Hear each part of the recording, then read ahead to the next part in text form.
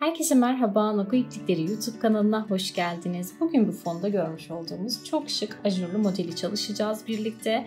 Şöyle baktığımız zaman çok detaylı bir model gibi görünse de yapımı gerçekten çok basit ve duruşu çok şık. Özellikle de böyle baharlık örgülerinize yakışacak harika bir model. Eğer klasik modellerden sıkıldıysanız, farklı modellerde size karışık geliyorsa, bir türlü çözemiyorsanız bu model tam size göre. Şöyle bakın. Çok güzel. Ajurlu geçişler var. Bakın zikzak geçişler var. Altta böyle dilimli kendiliğinden model oluşuyor. Bu model için aslında lastik örmenize bile gerek yok. Direkt bu şekilde bluz olarak, hırka olarak bile kullanabilirsiniz. Şöyle daha detaylı gösterelim. Evet, modelimiz gerçekten şahane. Yapımı çok basit. Sadece birkaç püf noktası var. Onları çözdüğünüz takdirde hiçbir sıkıntı kalmayacaktır. Ben bu modeli hazırlarken daha çok baharlık örgülere yakışacak %50 pamuk içeren kalikoyu kullandım. Kalikonun sınırsız renk seçeneği var. Soft tonlarını ben seçtim. Şimdi videoda da bununla göstereceğim sizlere, bakın. Soft tonlarını seçtim. Soft tonlarda gerçekten model çok naif ve zarif durdu. Sizler dilerseniz daha canlı renkleri de kullanabilirsiniz. Bunların detaylarını ben açıklamalar kısmında vereceğim. Renk numarasını ve diğer detayları açıklamalar kısmından ulaşabilirsiniz. Özellikle de bu modeli böyle daha çok pamuklu ve bambu iplerle örmenizi tavsiye ederim, duruşunun zarif olması açısından. O zaman vakit kaybetmeden hemen modelimizin yapılışına geçelim. Bu soft krem rengini kullanacağım. 4 numaralı şişlerim var. Hemen ilmek atarak başlıyorum. Modelimiz 10 ve katlarından oluşuyor. Bir tane de kenar ilmeği ekleyeceğiz. Ben şimdi videoda göstermek açısından 20+1 olarak ilmeklerimi atıyorum.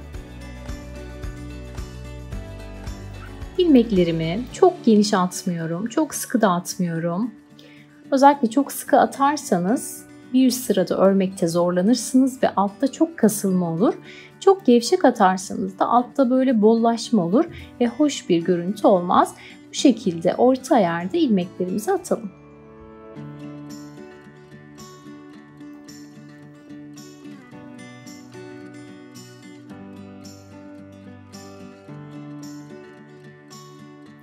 Evet, 21 tane ilmeğimi attım. Bu şekilde ilmeklerim hazır. Şu an örgünün ters yüzündeyim. Örgünün ters yüzünde olduğunu anlamak istiyorsanız bu ikinci ip baştaysa eğer örgünün ters yüzündeyiz demektir. Şimdi örgünün ters yüzünde, arka yüzünde ilk sırada bütün ilmeklerimi ters olarak öreceğim. Kenar ilmeğinde ilk sıra olduğu için ters olarak öreceğim. Bundan sonraki sıralarda örmeyeceğiz kenar ilmeğini. İsterseniz örebilirsiniz. O çok önemli değil. Evet, bütün ilmeklerimi bu şekilde ters olarak örüyorum.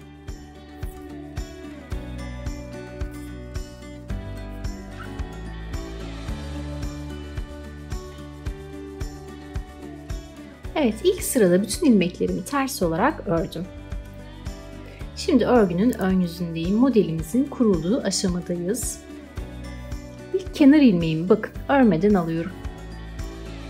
Ardından bir tane doluyorum ajur yapmak için. Başlangıcım bu şekilde. 3 tane ilmeğimi düz bir şekilde örüyorum. 1 2 3 3 tane ilmeğimi düz bir şekilde ördüm. Daha sonra bir tane ilmeğimi örmeden şişime aktarıyorum. Sıradaki 2 ilmeği şöyle bakın. Soldan giriyorum. Bu şekilde sağa doğru kesiyorum. Şurada bir tane ilmek atlamıştık. Bunu direkt üzerinden geçiriyorum. Burada ne yapmış olduk? 2 tane kesme yapmış olduk. Şimdi 3 tane ilmeğimi düz bir şekilde örüyorum. 1 2 ve 3. Daha sonra bir tane doluyorum ve artırma yapıyorum. Bir tane ilmeğimi düz bir şekilde örüyorum. Bu aşamada bir tane de soldan artırma yapıyorum. Bir sağdan yaptırdık. Ortada bir tane düz ördüm. Bir tane de soldan yapıyorum. Daha sonra tekrar 3 tane ilmeğimi düz bir şekilde örüyorum.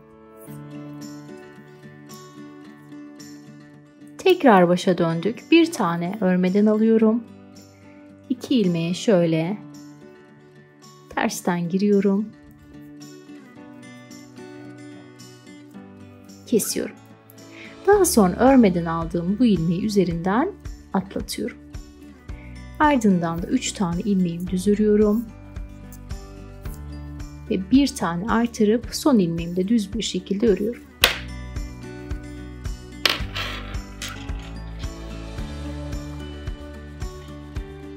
Evet, birinci sıramızı bu şekilde tamamlamış bulunmaktayız. Birinci sıramızı bu şekilde ezbere yaparsanız daha sonra mantığını zaten kavrayacaksınız. Şu an tam olarak anlaşılmıyor. Diğer sıralarda net bir şekilde anlayacaksınız. Örgünün arka yüzündeyim. Örgünün arka yüzünde bütün sıralarda bütün ilmeklerimi ters olarak örüyorum. Örgünün arka yüzünde herhangi bir işlem yapmıyoruz. Sadece bütün ilmekleri ters olarak örüyoruz.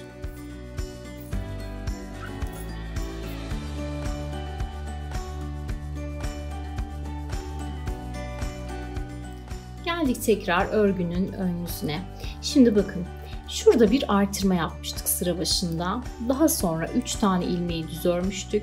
Bir taneyi kaydırarak kesmiştik ve üzerine diğer ilmeği eklemiştik.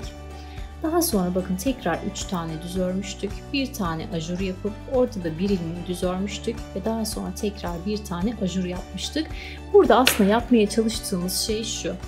Şu ilk kenarda yaptığımız bakın ajur. Ajurlar böyle ortaya doğru daralacak ve böyle bir şekil oluşacak. Şurada yaptığımız bir tane ilmeğin sağından ve solundan yaptığımız ajurlarda bakın şurada yaptığımız işlem. Sağından ve solundan kaydırarak böyle yukarıya doğru V şeklinde ilerleyecek. Şimdi devam ediyoruz. Örgünün ön yüzündeyim. Ön yüzde ikinci sıramızdayız. İlk kenar ilmeğini örmeden aldım. Bir önceki sırada ajur yaptığımız, başına atladığımız bir ilmek vardı. Onu hemen düz olarak örüyorum.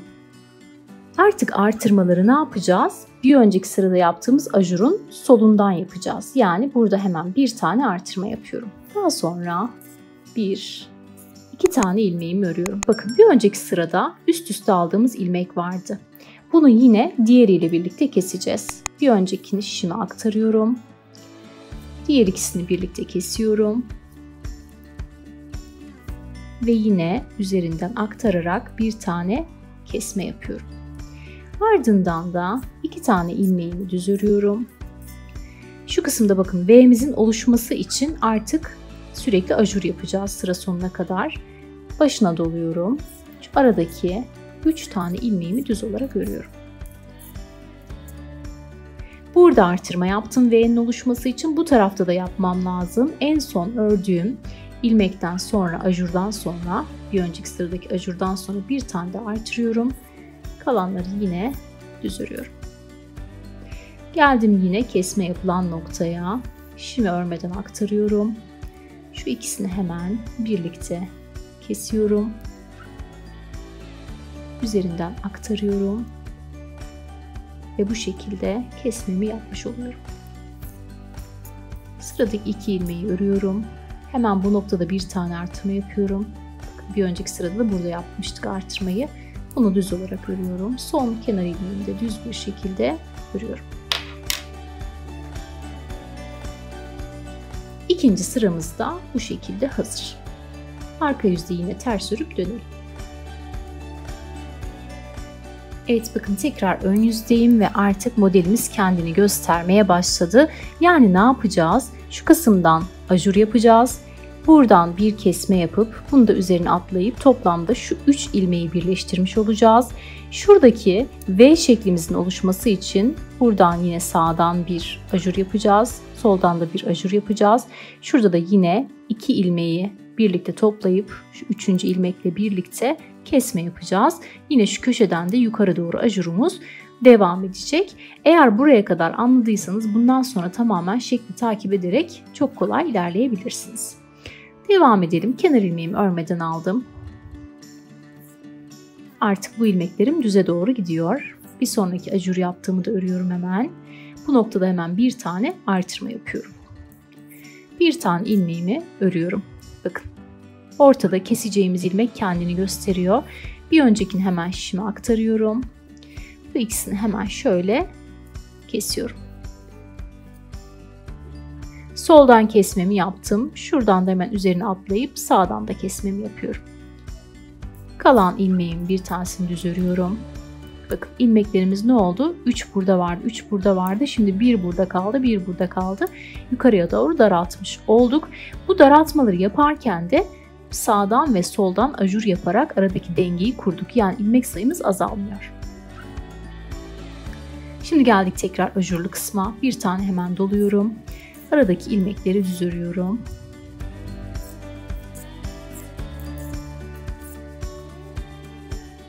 Hemen soldan da bir tane dolayıp artırmamı yapıyorum, ajurumu yapıyorum. Bir tane örüyorum. Bakın yine geldik birleştirme kesme noktamıza. Hemen bir tanesini şişime aktarıyorum. Şu ikisini kesiyorum. Solda kesmemi yaptım. Şişime aktardım deme üzerinden geçiriyorum ve sağda kesmemi de yapıyorum. Şuradaki kalan ilmeği düz örüyorum. Ajurlu kısma geldim. Bir tane artırıyorum ve kalan ilmekleri de düz bir şekilde örüyorum.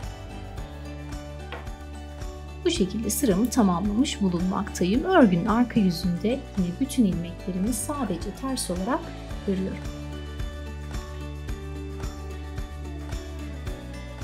Örgünün tekrar ön yüzündeyim. Artık tamamen bu modelimizin birinci aşamasını bitirme sıramıza geldik. Yani şu aşamaya geldik artık.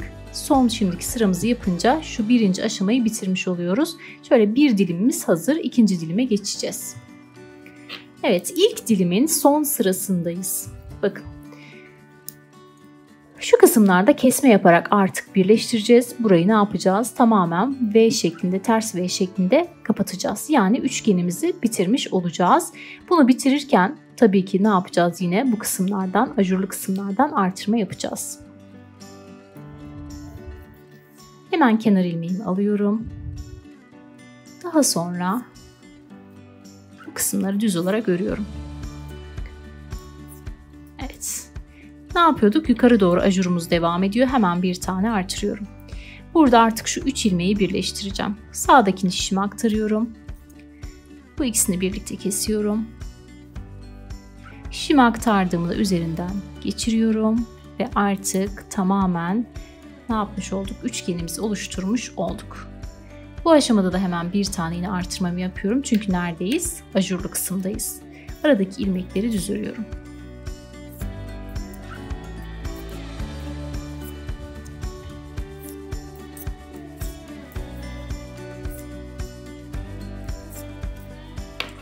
Evet, şimdi soldan da bir tane ajur yapıyorum. Hemen başına doluyorum. Bunu şöyle tutuyorum. Kaymasın diye. Bir tane ilmek kalmış. Onu şişime aktarıyorum. Bu ikisini hemen kesip soldan kesmemi yapıyorum. Aktardığım üzerinden geçirip sağdan da kesmemi yapıyorum ve artık bu V'mde oluşmuş oldu üçgenim. Şöyle bakın. Hemen burada bir dolama yapıyorum. Çünkü burada yine ne yapıyorduk? Ajur yapıyorduk. Kalan ilmekleri de düz bir şekilde örüyorum.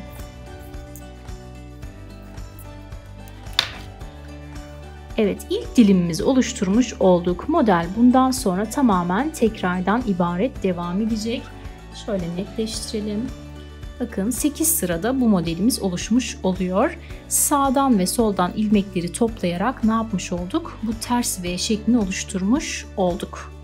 Bunları toplarken de şu ortadaki dengeyi korumak için ajurlu bir şekilde, dengeli bir şekilde artırma yapıyoruz. Bakın 1, 2, 3, 4. Toplamda önde 4 sırada ne yapmışız? Ajur yapmışız. Evet, şimdi örgünün arka yüzünde bütün ilmekleri ters olarak öreceğim. Önde tekrar şu üst dilime nasıl geçilir onu tekrar göstereceğim. Evet, geldik ön yüze. Bakın modelimizin duruşu bu şekilde. Böyle pamuklu bir ip olunca duruşumuz gerçekten şahane. Şu alt kısımlarda da dilim oluştu. Şimdi bir sonraki üçgen kısmını oluşturmaya geçiyoruz. Bu kısımdan yine üçgen oluşturacağız. Şu kısımdan da yine V'mizi oluşturacağız. Şimdi bakın ilk kenar ilmeğini örmeden alıyorum. Başta ne yapmıştık? Ajura direkt ikinci ilmekten başlamıştık. Sıfırladık ya şu an tekrar yani modele geçtik. Hemen artırmamı yapıyorum. Aradaki 1, 2, 3 tane ilmeğimi düz bir şekilde örüyorum. Şimdi tekrar başa döndük. Yine soldan ilmek alacağız. Sağdakini de üzerine ekleyip keseceğiz. Hemen bakın soldaki ilmeği kaydırıyorum. İkisini birlikte kestim. Daha sonra bu aktardığım ilmeği de üzerine geçiriyorum. Aradaki 1, 2, 3 tane ilmeği düz bir şekilde ördüm. Şimdi burada bir artırma yapacağım. Yine yani şu başladığımız kısma dönmüş olduk. Aynı yine burada bir tane ilmeğin sağından ve solundan artırma yapmıştık ya. Şimdi aynı ilmek bakın kendini gösteriyor zaten, ben buradayım diyor. Yine bunun sağından bir tane artırma yapıyorum. Ortadaki ilmeği düz bir şekilde örüyorum. Solundan da yine bir tane artırma yapıyorum. Diğer ilmekleri de 3 tanesini yine düz bir şekilde örüyorum. Şimdi geldik yine ortaya, kesme yapılan kısma. Kesmeden önceki ilmeği direkt aktarıyorum. Soldaki ile birlikte ortadaki ilmeği örüyorum. Hemen bu aktardığım üzerinden geçiriyorum. Yine şurası da ne yaptı? Kaydı başa döndü. O zaman ajuru yine burada yaptığımız gibi sıra sonundan bir önceki ilmekte yapacağız. O zaman şu 3 ilmeği düz bir şekilde örüyorum. Artırmamı yapıyorum, ajurumu ve son kenar ilmeğini de düz bir şekilde örüyorum. Evet, ikinci sıramızı, ikinci aşamayı da geçmiş olduk. Bundan sonrası tamamen tekrardan ibaret ama ben yine de biraz daha göstermek istiyorum net anlaşılsın diye. Şimdi arkada yine ters bir şekilde örelim, önde yine görüşelim.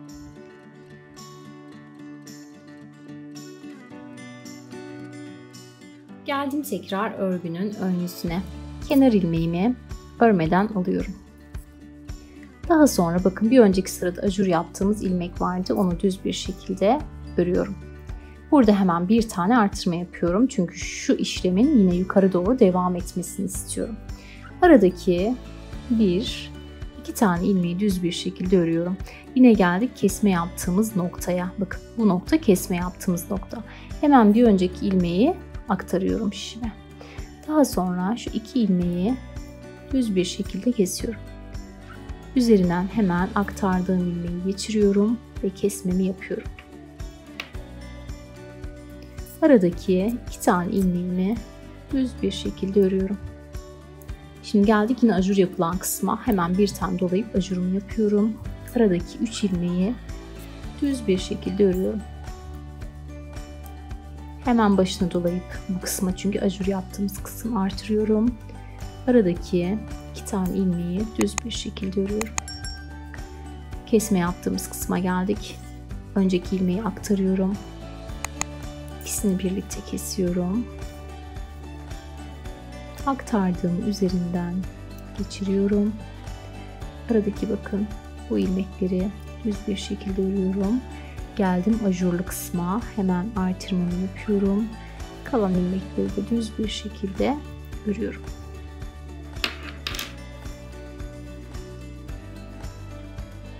Evet. Şimdi arka yüzde bütün ilmekleri ters olarak örelim. Ön yüzde tekrar görüşelim. Evet, arka yüzde ters ördüm ve döndüm. Şimdi tekrar devam ediyoruz. Kendini gösteriyor bakın. Şu 3 ilmeği birlikte toplayacağız. Şu ajurlu kısımlardan, bir buradan bir de bu kısımdan yine ne yapacağız? Ajur yapacağız. Bir de şu, tabii ki şu kısımlardan ajurumuz da devam edecek. Yani model kendini artık göstermeye başladı. Devam edelim. Kenar ilmeğimi örmeden alıyorum. Şurada 1, 2 tane ilmeğimi bakın düz bir şekilde ördüm. Neden bunu örmedim? Bu zaten alttakinin devamı. Bu kısma ajurumuz devam ediyor. Başına doluyorum. Bir tane ilmeğimi düz bir şekilde örüyorum. Bakın ortaya yaklaştık artık. Bir tane aktarıyorum. İkisini hemen kesiyorum. Aktardığımın üzerinden geçiriyorum. Bir taneyi düz bir şekilde örüyorum. Burada hemen ajurlu kısma geldik. Artırmamı yapıyorum. Aradaki ilmekleri düz olarak örüyorum. Geldik yine ajur yapılan kısma. Hemen bir tane artırıyorum. Bir tane düz örüyorum. Kesme yaptığım noktaya geldim. Hemen ilmeğimi aktarıyorum. Şu 2 ilmeği sağa doğru kesiyorum. Aktardığım üzerinden geçiriyorum. Daha sonra bakın bir tane ilmeğim kalmış. Ajurlu kısma geldik. Hemen artırmamı yapıyorum. Ve kalan ilmekleri düz bir şekilde örüyorum. Evet, bakın ikinci motifimizin de bitmesine sadece bir sıra kaldı. Şu ilmekler de birleşince ikinci motifimiz de bitmiş olacak. Hemen arka yüzde ters bir şekilde örüp önde buluşalım. Evet, geldik artık motifimizin son sırasına. Biraz önce de söylediğim gibi şu 3 taneyi birleştirip bu üçgeni oluşturacağız. Buradan yine bir artırma yapıp V'mizi genişleteceğiz. Buradan da bir artırma yapacağız. Model çok basit. Sadece böyle devam ediyor. Eğer şu mantığı anlarsanız sağdan ve soldan artırma yapmayı, ortadaki ilmekleri de birlikte kesmeyi, daha sonrası zaten çok kolay ilerliyor. Kenar ilmeğimi örmeden alıyorum. Bakın 1, 2, 3 tanesini düz bir şekilde ördüm. Bu kısımda ajur yaptığım için hemen başına doluyorum. Daha sonra bakın bir tane ilmeğimi aktarıyorum. Son kalan ilmekle birlikte ortadaki ilmeğimi örüyorum. Aktardığım ilmeği üzerinden geçiriyorum. Evet, ters V'miz oluşmuş oldu. Hemen burada bir artırma yapıyorum. Aradaki ilmekleri düz bir şekilde örüyorum.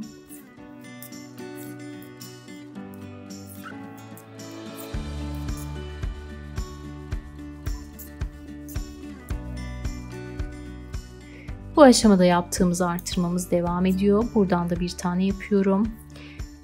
İlmeği örmeden aldım bakın. İkisini birlikte kesiyorum. Hemen üzerinden aktarıyorum. Buradaki V'miz de oluşmuş oldu. Buradaki ajurumuz devam ediyor. Hemen başına aktarıyorum. Kalan ilmekleri de düz bir şekilde örüyorum. Evet, bakın. İkinci modelimiz de oluştu. Bundan sonrası tamamen tekrar niteliğinde. Modelimiz dediğim gibi çok basit ama çok şık. Bakın görüntüsüne bakar mısınız? Gerçekten kremle de ayrı bir güzel durdu. Şimdi bundan sonrası yine tekrar niteliğinde. Önde bakın 4 sıra, şöyle şuradan da anlayabiliriz şu ajurlardan. 1, 2, 3, 4. 4 sırada bu V şeklini artırıyoruz. Buradaki bu ters üçgeni sağdan ve soldan keserek yukarıya doğru daraltıyoruz. Daha sonra da arkada da birer sıra ördüğüm için yani toplamda 8 sırada oluşmuş oluyor. Model birbirinin tekrar niteliğinde. Şimdi mesela bir sonraki bloklara geçmek için ne yapmamız lazım? Yine şu ikinci sıradan artırma yapacağız. Şuradaki ilmekleri toplayacağız, üzerine aktaracağız.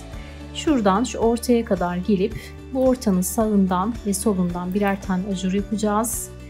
Yine bu noktaya kadar gelip bu ikisini birlikte alıp bunu da üzerinden geçireceğiz. Ve yine sıra sonundan bir tane bu ajur sıramızı oluşturacağız. Evet, modelimiz bu şekilde. Baharlık veya yazlık örgüler yapabilirsiniz. Kaliko gibi kaliteler kullanıp baharlık örgüler yapabilirsiniz. Veya da daha naif durmasını istiyorsanız modelin estiva gibi kaliteler kullanarak da yazlık modeller oluşturabilirsiniz kendinize. Gerçekten de duruşu mükemmel. Bakın yeşil tonda duruşu bu şekilde. Bu da birlikte yaptığımız krem tonda. Ben krem tonda da çok beğendim. İkisi de birbirinden güzel oldu. Umarım model anlaşılmıştır. Zaten çok basit bir model. Bütün detaylarıyla anlatmaya gayret ettim. Evet, böylelikle bir model projesinde sonuna gelmiş bulunmaktayız. Örmemi istediğiniz farklı modeller olursa onları da yorum kısmına ekleyebilirsiniz. Deneyecek olanlara kolaylıklar diliyorum. Başka bir videoda görüşmek dileğiyle. Hoşça kalın.